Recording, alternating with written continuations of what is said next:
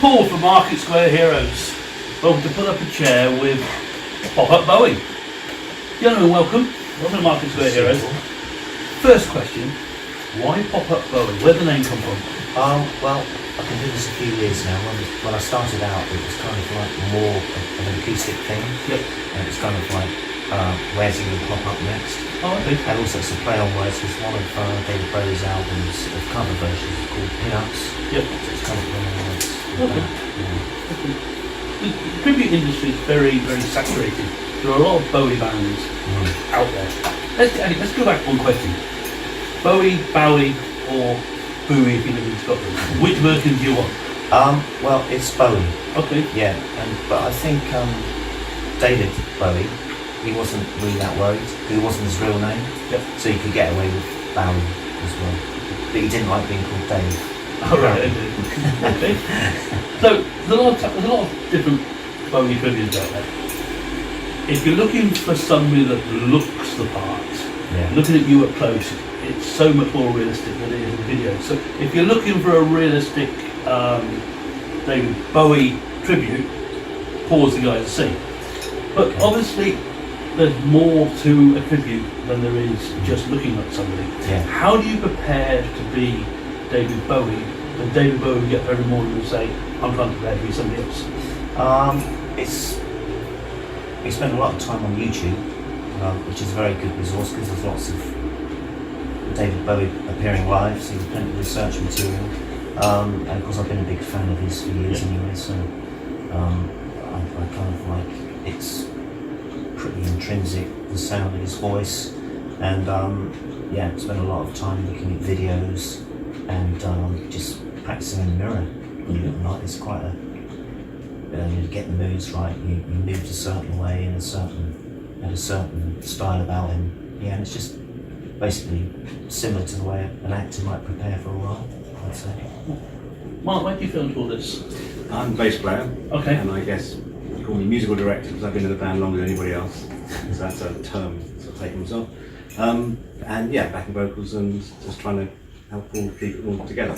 Big Bowie fan? Not so much when I was a kid, but I was always aware. Always found it interesting. I was always more into Zeppelin and people like that at that time. But you know, when you're a teenager, you switch allegiances quite a lot. Yeah. But what's quite interesting with doing this show is because obviously his career was 50 years, and so you get people who were there at the start in the 70s and follow that era. Others who picked up during the Let's Dance era or whatever, and then others later on. So it's a whole range of interests and ages of people who like the music, and they're great. And when you start playing them, you realise how great the songs are, even if you've heard them a million times. It's only when you actually start playing them that you just go, that's clever. And Bowie, being the kind of guy he was, would put in a sort of 3-4 bar hit just to sort of break the norm. And you've been listening to it and think, oh, that's really weird how that goes off in that sort of direction. So music has been great fun to start playing all this stuff. So does Up Bowie cover all the eras or just a specific? No, the earliest one is Space Oddity, isn't it? Which is 1969, and then we did a little medley from Black Star and Lazarus. So yeah, like the whole gamut. And are there things that people want to hear that you can't not put in? Believe it or not, the most requested song that we get, and he did as well, was a song called The Laughing Gnome. Okay. Which was kind of a pretty obscure thing that he didn't really have a hit with back in the 60s, but all Bowie fans know it. And so many people ask for it, but it was kind of a little bit cheesy, and I think he just was never into doing it himself. Even though he used to get requested a lot, and we get requested a lot, but I don't know, I feel a bit uncomfortable covering that song. If he didn't do it, then probably better off leaving that one alone, you know. So. But I still get people asking for The Laughing Gnome a lot, actually. That's probably the most requested song. I'll make a note of that later. Have a look at it. Yeah, it's worth research. That's on YouTube again. You find that on there. But there are so many. I mean, we do the show's 2 hours. We do about 30 songs altogether. Yeah. But you could do 3 hours and still do the well-known. It's not as if you're filling it with sort of obscure album tracks. Yeah. So there's a huge catalogue of stuff. Yeah, there's still a load of really great stuff that we haven't got around to doing, but I'm sure we will put more fresher material in as the as the show goes I think on. Bowie's a little bit like ABBA. You don't specifically know a song, but as soon as it comes on, Yeah. you know and able to sing along with it. Yeah. So it's the audience participation is a great part of the show. Oh, absolutely. Yeah. I mean, if everybody's a Bowie fan, they probably know his music better than I do. A lot of the time. Again, I get requested for obscure album tracks, and I have to sort of think, oh yeah, I think I know that one. But yeah, it's very much kind of like almost like a mutual appreciation society. So we're all fans, and everybody comes to the gig as a fan. So it's always a good vibe, and yeah, it's great. We're coming into May, so we're heading towards festival season. Are you playing any festivals this year? Not so many festivals, no. Mark? Or open events? We haven't got any at the moment. Okay. We've got, there's a possibility you might be doing Wareham Wednesday, which is kind of a festival. All right. But that's one that I'm trying to organise at the moment. Okay. Done the Swanage Carnival a couple of times. Swanage Carnival, yeah. We did the, what's the Pembroke Castle? Rock the Castle. Yeah, Rock the Castle. We did that a couple of years ago. So when you go up on the big stage and you've got the larger audience, how far can you see back? It depends if I've got my contact lens.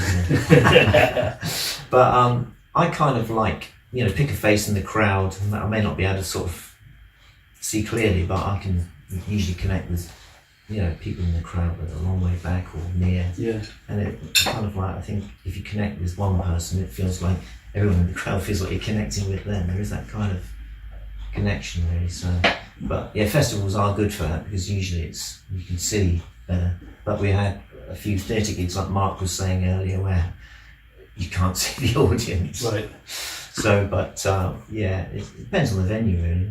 But I try to make eye contact, particularly with people near the front. They've made the effort to dance and get up. Yeah. But Mark was saying his early influence. What do you listen to outside of Bowie? Just everything really. I try to keep in touch with what's happening on the radio, even though I realise that a couple of weeks go by and some of the new acts come and go at the moment. But yeah, I listen to classic rock, jazz, everything really. But Bowie was obviously an influence. Yeah, absolutely, yeah, of course. Well, I think I liked Bowie because he was always rediscovering himself, and it is kind of like his taste in music kind of ran parallel with mine. So kind of like there's always that connection there musically. He was into experimental, electronic, around about the same time I was. Okay. And even his latest stuff with Tin Machine, which is a bit more rocky. Yeah. I like Tin Machine. Okay. You ask most Bowie fans, they go, Tin Machine, nah. But I liked their kind of rawness. Yeah, so.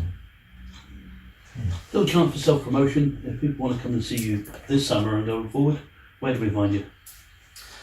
We're in Bournemouth. I can't remember the date. And we're in Eastbourne as well, the bandstand in Eastbourne. That's always a fun gig, that's an outdoor gig again. Yeah. Bandstand in Eastbourne. Bournemouth one, I can't remember the date of it. That's the 14th. It's all on the June. Pop-Up Bowie website. Yeah, it's on Northern Farm on the 10th of May. Northern Farm and Maidenhead. Oh yes. 10th of May. Yeah. We're then I never know where I am. at the Canvas in Bournemouth They just wheel me out for on the 4th of June. Canvas. That should be. Canvas 4th of June. That's the 14th, isn't it? 14th of June. They're the only ones I've got in actually at the moment. But all these dates you say are on the website. They're on the website. Yeah. And we're going to give the address. I'll put it at the bottom now. Yeah. Which is the website address is www.popupbowie.co.uk. There you go. Everybody just have a look at now. Right. Yeah. This has been Paul from Market Square Heroes with Pop-Up Bowie, Paul Anthony and Mark, and we'll see you on the road. Thank you, gentlemen. Pleasure, Paul. Thank you very much. Awesome. Thank you, mate. Yeah. See you soon.